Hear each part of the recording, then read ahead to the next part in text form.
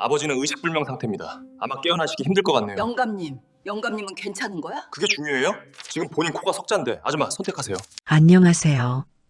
저는 서울 외곽에서 작은 꽃집을 운영하며 조용히 살아가고 있는 65이 된 김명자라고 합니다. 사람들은 나이가 들면 사랑 같은 건 가슴 한구석에 묻어두고 그저 자식들 뒷바라지나 하며 늙어가는 게 순리라고들 하죠. 저 역시 그랬습니다. 남편을 일찍 떠나보내고 홀로 두 딸을 키우며 제 인생의 남자라는 단어는 영영 지워진 줄 알았습니다. 하지만 인생의 황혼기에 찾아온 사랑은 첫사랑보다 더 뜨겁고 때로는 더 잔혹하더군요.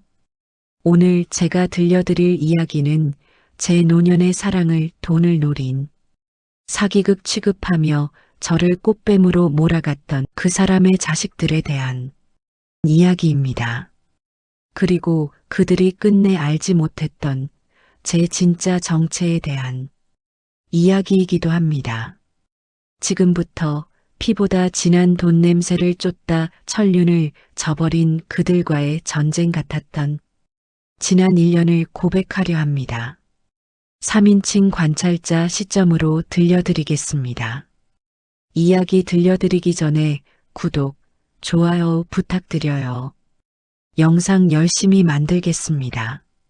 그럼 시작하겠습니다. 서울 강남의 야경이 한눈에 내려다 보이는 45층 펜트하우스, 통유리창 너머로 번쩍이는 도시의 불빛은 마치 쏟아진 보석함 같았다. 하지만 이 방의 주인인 명자는 야경 대신 자신의 앞에 놓인 낡은 전정 가위, 가지를 치는 가위라고 하죠. 그 가위를 만지작거리고 있었다. 손잡이의 코팅이 벗겨져 쇠냄새가 나는 그 가위. 그것은 지난 1년 그녀가 겪었던 지옥과 천국을 잇는 유일한 증거물이었다. 회장님 준비됐습니다. 그들이 도착했습니다. 인터폰 너머로 들려오는 비서의 목소리에 명자는 천천히 눈을 떴다. 그녀의 눈빛은 1년 전 시장 구석에서 꽃을 팔던 60대 중반의 노인이 아니었다. 과거 명동 사채 시장을 호령하며 독사라 불렸던 차갑고 예리한 승부사의 눈빛이었다. 명자는 의자를 돌려 창밖을 향해 앉았다. 그리고 나지막이 음조렸다. 들어오라고 해. 내 인생 마지막 가지치기를 시작해야겠으니까. 경기도 외곽 낡은 재래시장 입구에는 3평 남짓한 작은 꽃집이 있었다. 간판도 없이 그저 꽃이라고 쓴 입간판 하나가 전부인 곳. 사람들은 주인을 벙어리댁 혹은 꽃할매라고 불렀다. 말을 못해서가 아니었다. 좀처럼 입을 여는 법이 없었기 때문이었다. 김명자는 새벽 4시면 어김없이 꽃시장에 나갔다. 남들은 은퇴해서 손주 재롱이나 볼 나이에 그녀는 마치 생계 유지를 위해 일하는 사람처럼 성실하게 꽃을 다듬고 가시를 발라냈다. 아유, 김 여사, 돈도 많으면서 뭘 그렇게 사서 고생이야. 이제 좀 쉬지 그래. 옆 가게 생선 장수 박 씨가 혀를 차며 말했다. 명자는 그저 옅은 미소만 지을 뿐이었다. 사실 그녀의 통장에는 평생을 써도 다 못 쓸 돈이 잠들어 있었다. 30대 때 남편이 남긴 빚 5억을 갚기 위해 뛰어들었던 명동 사채판. 그곳에서 그녀는 피도 눈물도 없는 수금 실력과 기가 막힌 부동산 안목으로 수백억대 자산가가 되었다. 하지만 돈은 그녀에게 행복을 주지 않았다. 돈 냄새를 맡고 몰려드는 사기꾼들, 돈 좀 빌려달라며 찾아와 행패를 부리는 친척들.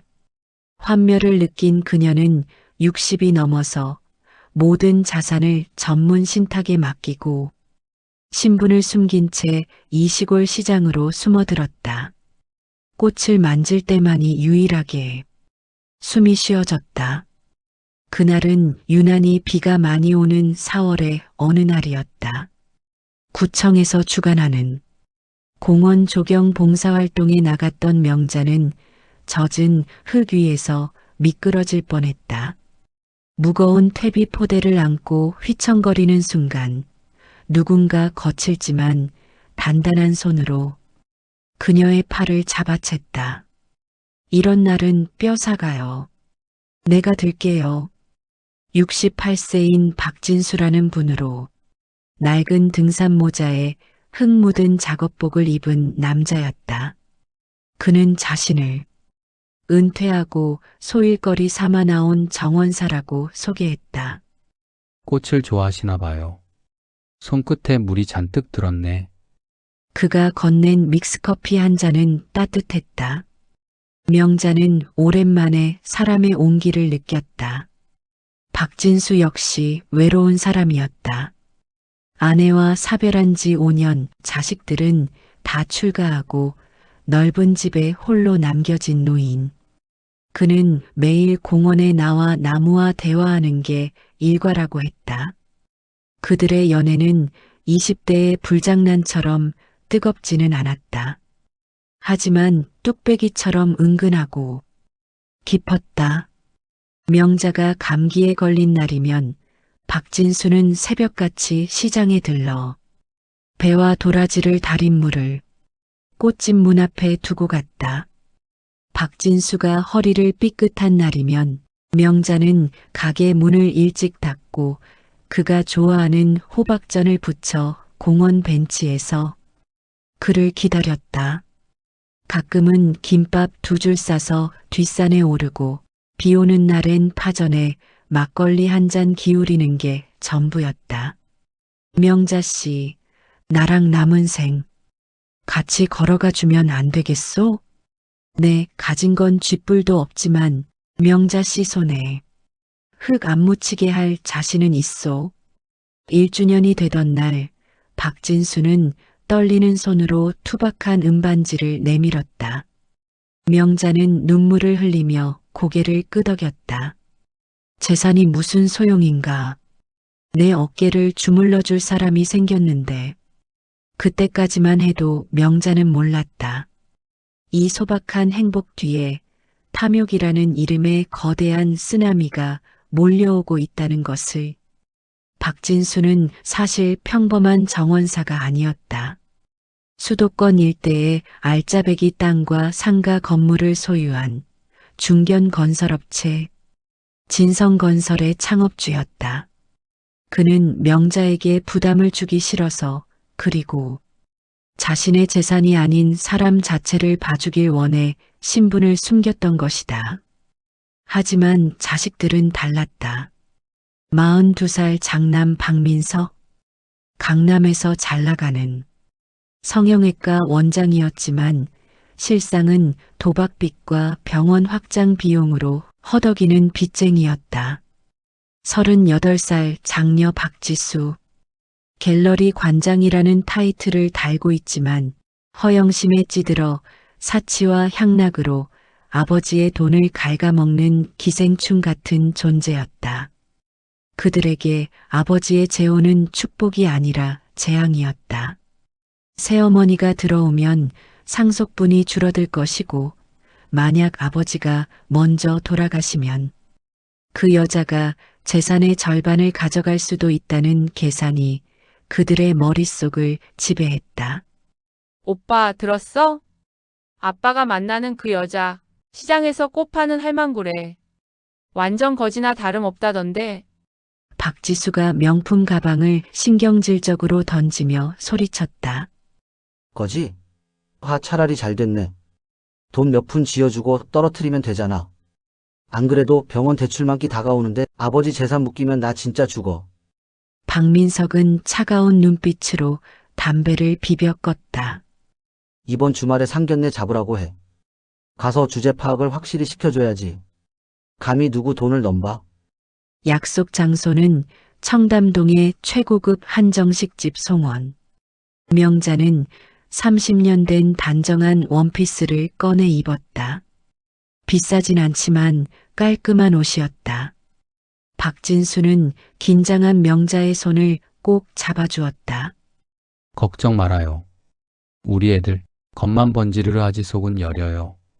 룸문을 열고 들어섰을 때 명자는 그 말이 틀렸음을 직감했다.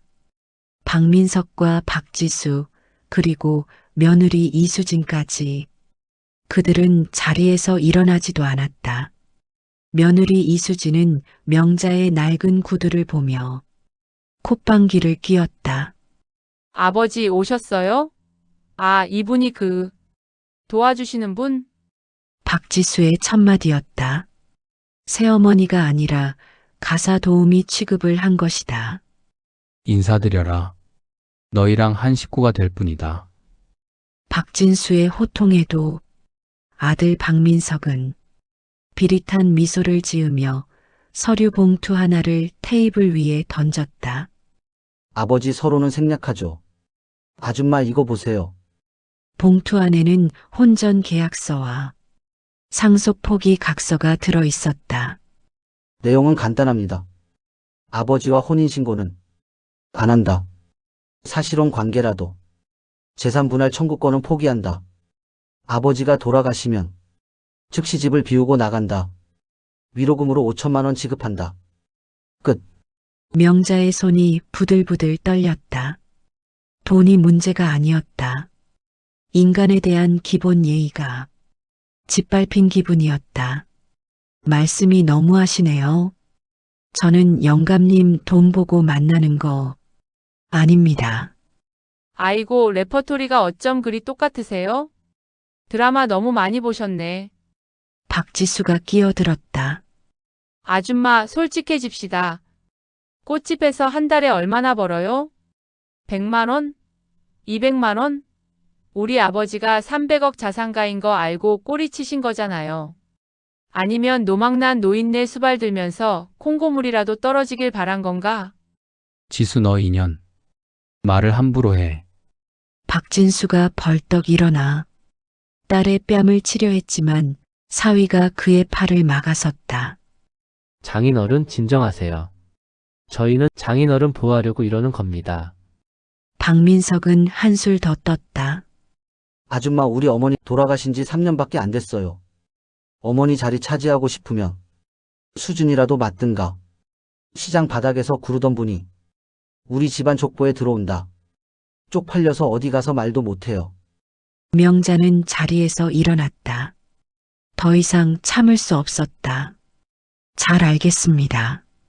자식들 교육을 참 훌륭하게 시키셨네요, 영감님. 저는 이런 대접 받으면서 밥 못 먹습니다.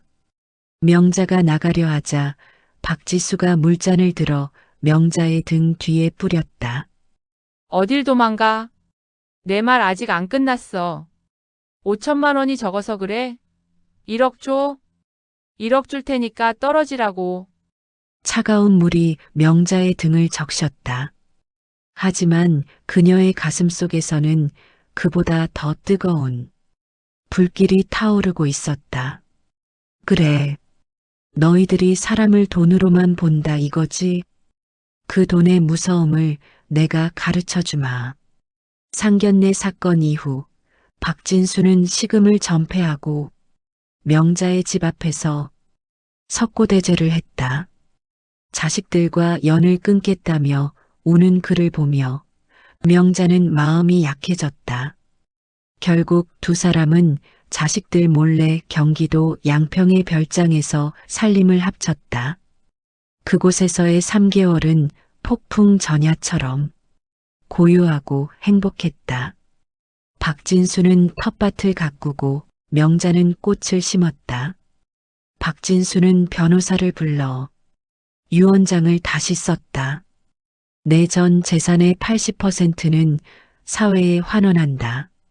나머지 20%는 김명자에게 증여한다. 자식들에게는 유류분만큼만 지급한다. 이 유언장의 존재가 알려지면서 비극은 시작되었다. 어느 날 오후 딸 박지수가 별장에 들이닥쳤다. 아빠, 나 사업 망하게 생겼어. 갤러리 그림 다 가짜라고. 소송 들어왔단 말이야. 10억만 해줘. 응? 박진수는 단호했다. 네가 저지른 일은 네가 수습해라. 내 돈은 이제 내 돈이 아니다. 박지수는 도끼 어린 눈으로 명자를 노려보았다. 이 여자가 아빠 꼬드겼지? 기부, 웃기지 마. 뒤로 다 빼돌리려는 거 누가 모를 줄 알아? 박지수는 씩씩거리며 돌아갔지만 그것은 정찰에 불과했다. 일주일 뒤 박민석과 박지수가 함께 찾아왔다. 이번엔 분위기가 달랐다. 그들은 웃고 있었다. 아버지 죄송해요. 저희가 생각이 짧았어요. 새어머니랑 화해하고 싶어서 왔습니다. 그들은 양손 가득 선물을 들고 왔다. 명자는 의심스러웠지만 자식들이 화해를 청하는데 내칠 수는 없었다. 저녁 식사가 준비되는 동안 박지수가 안방 화장실 좀 쓰겠다며 들어갔다. 잠시 후 비명소리가 들렸다. 깍, 내 다이아. 내 다이아 반지가 없어졌어. 박지수가 안방에서 뛰쳐나왔다. 화장대 위에 뒀던 5천만 원짜리 반지가 없어졌다고요. 박진수가 당황해하며 물었다. 무슨 소리냐? 여기 외부인은 아무도 없는데. 박민석이 차갑게 말했다. 외부인이 왜 없어요? 여기 계시잖아요. 아버지랑 피 한 방울 안 섞인 분. 그는 명자를 가리켰다. 이봐요, 사람을 뭘로 보고. 명자가 항변하기도 전에 박지수는 거실 한 구석에 놓인 명자의 가방을 낚아채 뒤집었다. 와르르. 가방 속에서 립스틱, 손수건, 그리고 영롱하게 빛나는 다이아몬드 반지가 떨어졌다. 순간 정적이 흘렀다. 하, 역시 그럴 줄 알았어. 도둑년이었네. 아빠 봤지? 이 여자가 이렇다니까. 겉으로는 착한 척하면서 뒤로는 폐물이나 훔치고. 명자는 숨이 턱 막혔다. 아니야. 난 본 적도 없어.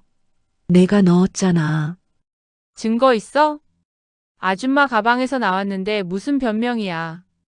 곧이어 경찰이 들이닥쳤다. 미리 신고해 둔 것이었다. 현행범으로 체포합니다. 당신을 특수절도 혐의로 연행합니다. 박진수가 경찰을 막아서며 울부짖었지만 흥분한 그는 갑자기 뒷목을 잡고 쓰러지고 말았다. 뇌졸중이었다. 아버지, 살려줘요. 어머니, 잘못했어요. 누가 너희 엄마냐? 내 자식들은 너희처럼 키우지 않았다.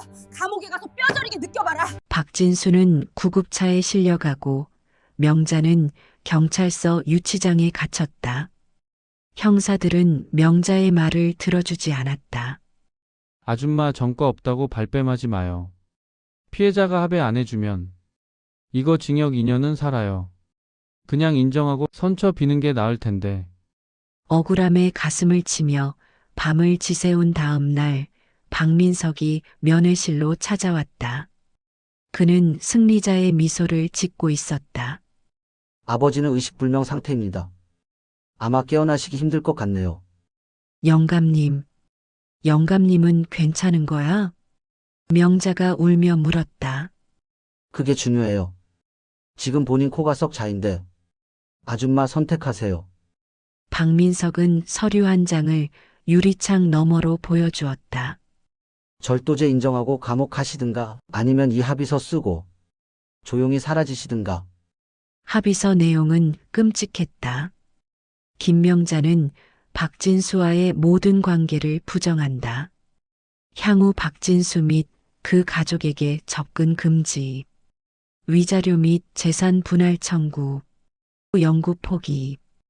이를 어길 시 절도죄 재수사에 동의하며 위약금 10억을 배상한다. 아, 그리고 하나 더. 박민석이 덧붙였다. 아버지에 대한 성년 후견인 신청 오늘 법원에 접수했습니다. 치매 진단서. 제가 의사인데 그거 하나 못 만들겠어요. 이제 아버지의 모든 법적 권한은 저한테 있습니다. 아버지가 쓴 유언장, 치매 환자가 쓴 거라 무효 소송 걸면 그만이에요. 아줌마가 아무리 발버둥 쳐도 못 이깁니다. 자식들은 법과 제도를 악용해 아버지를 금치산자로 만들고 재산을 가로채 완벽한 계획을 세워둔 것이었다. 명자는 입술을 깨물어 피가 날 정도로 주먹을 쥐었다. 당장이라도 저놈의 멱살을 잡고 싶었지만 지금 감옥에 갇히면 진수 씨의 생사를 확인할 길조차 없어진다. 살아야 한다. 살아서 나가야 복수할 수 있다. 명자는 떨리는 손으로 합의서에 지장을 찍었다. 현명한 선택이시네요. 다시는 보지 맙시다, 꽃뱀 아줌마. 박민석은 콧노래를 부르며 사라졌다. 유치장에서 풀려난 명자는 그 길로 잠적했다. 사람들은 꽃집 할머니가 야반도주했다고 수군거렸다. 하지만 그녀는 도망친 것이 아니라 자신의 본거지로 돌아간 것이었다. 서울 시내의 한 보안이 철저한 오피스텔. 명자는 비밀 금고에서 구형 휴대폰 하나를 꺼냈다. 30년 전 명동 사채시장을 주무를 때 쓰던 업무용 폰이었다. 전원을 켜자마자 그녀의 충복이었던 강 변호사에게 전화를 걸었다.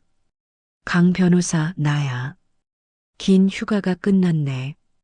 일 좀 해야겠어. 명자는 강 변호사를 통해 자신의 모든 신탁 자산을 현금화하고 유동성을 확보했다. 그 액수는 박민석이 상상조차 할 수 없는 금액, 약 500억 원이었다. 회장님, 목표는 어디입니까? 강 변호사가 물었다. 진성건설 박민석, 박지수. 그들의 숨통을 조여야겠어. 아주 천천히, 고통스럽게. 명자는 사설탐정팀을 꾸려 자식들의 일거수일투족을 감시했다. 예상대로였다. 박민석은 아버지를 경기도의 외진 요양병원 폐쇄병동에 가둬두고 면회사절 조치를 내려 외부와의 접촉을 차단했다. 그리고 아버지 명의의 건물들을 담보로 대출을 받아 유흥과 도박, 그리고 병원 확장에 쏟아붓고 있었다. 딸 박지수는 갤러리 빚을 갚기 위해 아버지 소유의 땅을 헐값에 금매로 내놓고 있었다. 명자는 화이트 나이트백 기사가 아닌 블랙 나이트가 되기로 했다. 첫 번째 타깃은 박민석의 빚이었다. 그는 제1금융권 대출이 막히자 사채업자 쌍칼에게 30억을 빌린 상태였다. 명자는 쌍칼을 찾아갔다. 그 채권 내가 사지. 원금의 이자 20% 더 얹어줄 테니 나한테 넘겨. 쌍칼은 명자의 눈빛을 보고 단번에 알아봤다. 전설의 독사 김 여사가 돌아왔음을. 그는 군말 없이 채권을 넘겼다. 두 번째 타깃은 박민석의 병원이 입주한 건물, 진성 메디컬 타워. 박민석이 아버지 재산세와 종합부동산세를 체납하여 건물이 공매 위기에 처해 있었다. 명자는 유령법인 MJ홀딩스를 설립해 그 건물을 단독 입찰로 낙찰받았다. 이제 명자는 박민석의 가장 큰 채권자이자 건물주가 되었다. 복수의 준비는 끝났다. 이제 가장 중요한 일이 남았다. 진수 씨를 구하는 것. 탐정이 보내온 영상 속 박진수는 처참했다. 약물 과다 투여로 인해 멍한 눈빛, 욕창이 생긴 등과 말라비틀어진 팔다리. 그것은 고려장이나 다름없었다. 명자는 피눈물을 흘렸다. 본인들의 재산을 위해 부모를 정신병자로 몰아 감금하는 현실. 이것은 단순한 갈등이 아니라 범죄였다. D-Day. 요양병원에 화재 경보가 울렸다. 명자가 매수한 내부 직원이 경보기를 작동시킨 것이다. 혼란한 틈을 타 사설 구급 요원들이 VIP 병동으로 진입했다. 명자는 직접 휠체어를 밀고 들어갔다. 진수 씨, 저 왔어요. 명자예요. 초점 없는 눈으로 허공을 응시하던 박진수가 고개를 돌렸다. 명자 씨? 내가 꿈을 꾸나? 꿈 아니에요. 집에 가요. 우리 꽃 보러 가요. 명자는 그를 차에 태우고 어둠 속으로 사라졌다. 박민석이 이 사실을 알았을 때는 이미 그들이 안전가옥으로 숨어든 뒤였다. 박민석은 미칠 지경이었다. 아버지가 사라졌다는 병원에 연락을 받고 경찰에 신고하려 했지만 병원 측의 과실이 드러날까봐 쉬쉬해야 했다. 설상가상으로 병원 운영은 최악이었다. 의료사고 소문이 퍼져 환자는 끊겼고 사채업자들은 빚 독촉을 해왔다. 그런데 이상했다. 매일같이 찾아와 행패를 부리던 사채업자들이 갑자기 조용해진 것이다.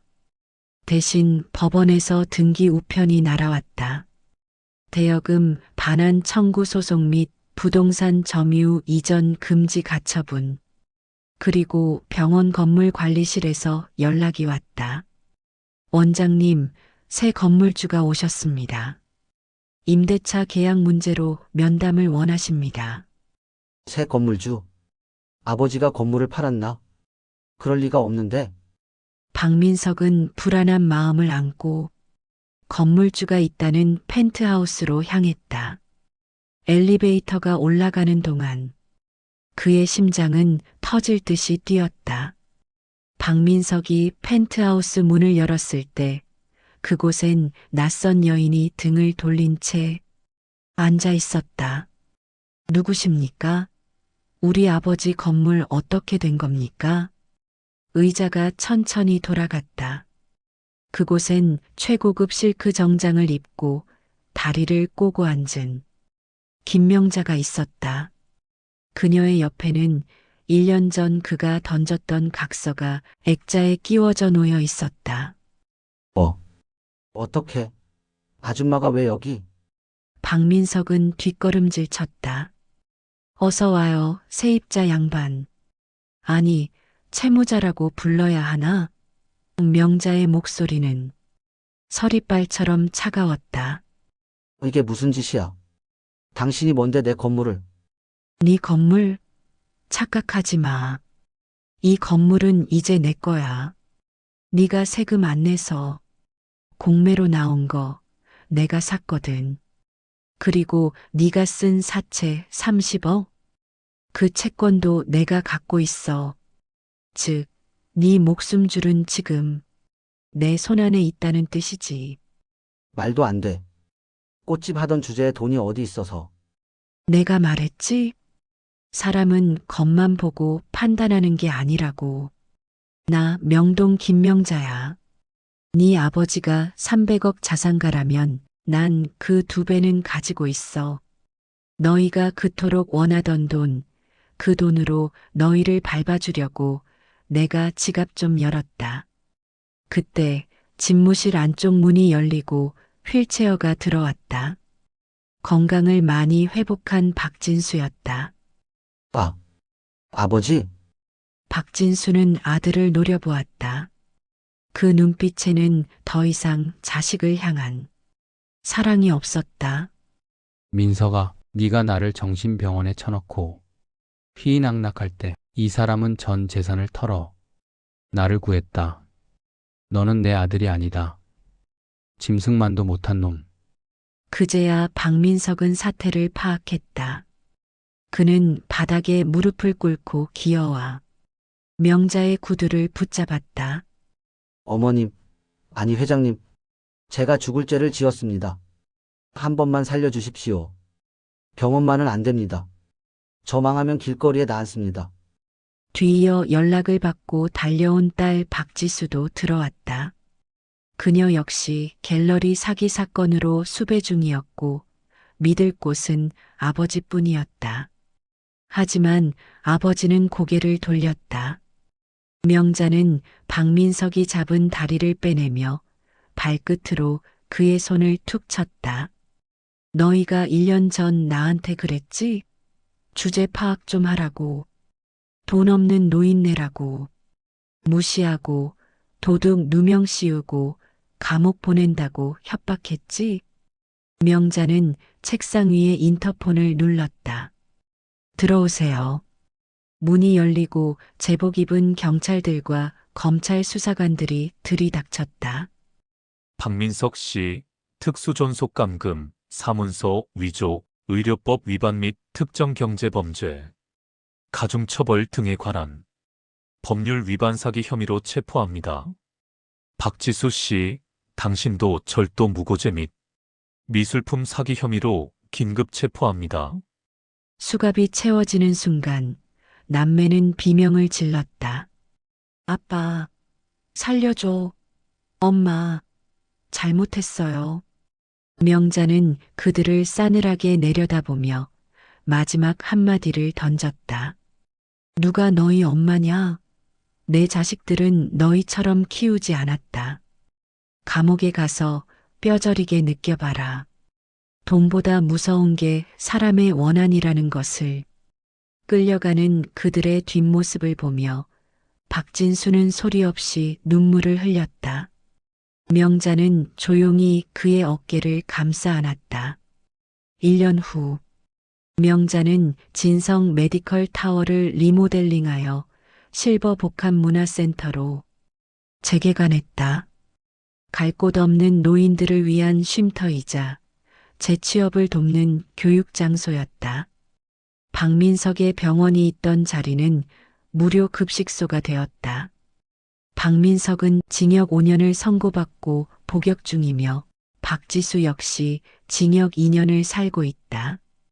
그들의 재산은 모두 경매로 넘어가 빚잔치를 하는 데 쓰였다. 경기도의 작은 전원주택. 명자와 박진수는 다시 흙을 만지며 살고 있다. 혼인신고는 하지 않았다. 법적인 굴레보다 서로를 향한 신뢰가 더 단단했기 때문이다. 명자 씨, 저기 장미가 피었소. 지난번 비바람에 꺾인 줄 알았더니 그러게 말이에요. 뿌리가 깊으면 꺾여도 다시 피는 법이죠. 우리처럼. 두 노인은 마주보고 웃었다. 그들의 주름진 얼굴 위로 따스한 햇살이 내려앉았다. 그것은 돈으로도 살 수 없는 인생의 황혼기에 찾아온 진짜 축복이었다.